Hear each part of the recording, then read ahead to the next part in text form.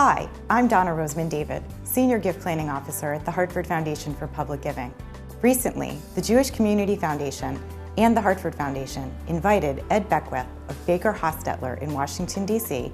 to speak to area professional advisors about charitable planning in uncertain economic environments.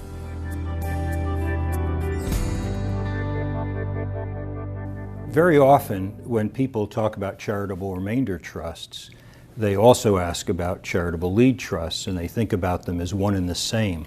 And there are some great similarities.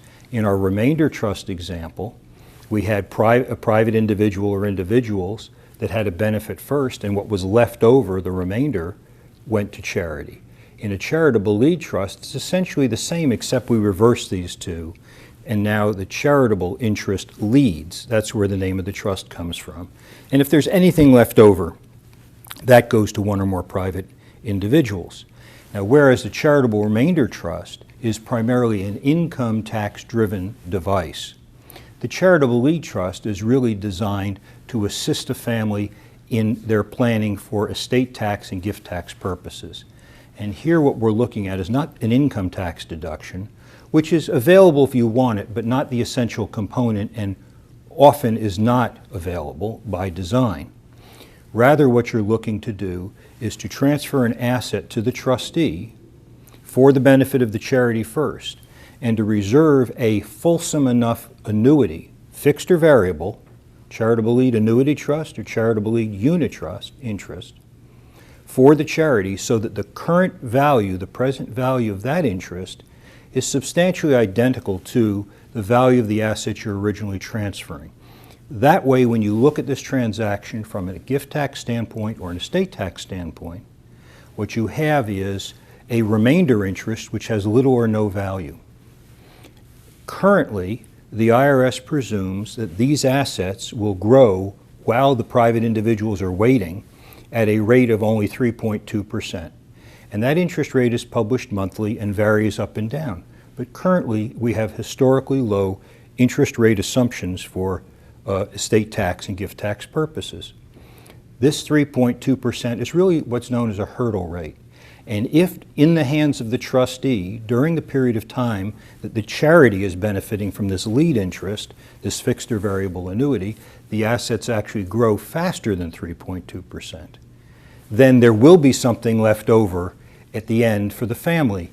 And the positive aspect from a family private wealth planning standpoint is no gift tax or estate tax will be paid, or very little, as a result of this growth beyond what the IRS assumed. So we have an ideal estate planning device, if you will, private wealth planning device that is available to individuals who wish to benefit charity as well as their families.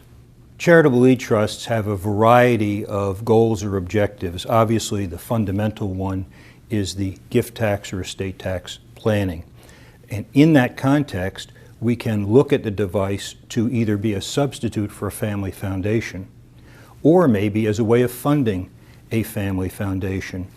Keeping in mind that in the charitable lead period, this period of time when this fixed or variable annuity is being paid to charity, we can authorize the trustee to sprinkle distributions among one or more charities. We can direct that they take this annuity amount, which has to be paid out on a regular basis, and they can pick and choose where these assets are going to go. And that functions very much like a family foundation. We can also say that the lead interest every year will be transferred into a family foundation or one or more family philanthropic entities, and this is a way of funding up some of those entities so that during the life of our donor, the foundation, which will eventually be there for the children and grandchildren to operate, is filling up and it's operating, and at the death of the donor, what's left in the charitable lead trust now goes to those private individuals. One caution is donors have got to be very careful how much control they reserve over this device if they're going to use it as a substitute for a family foundation or to fund a family foundation, to make sure that the trust itself is not included back in their estate for estate tax purposes.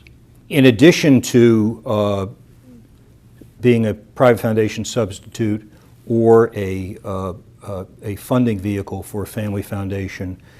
We could look to any number of family-oriented philanthropic destinations.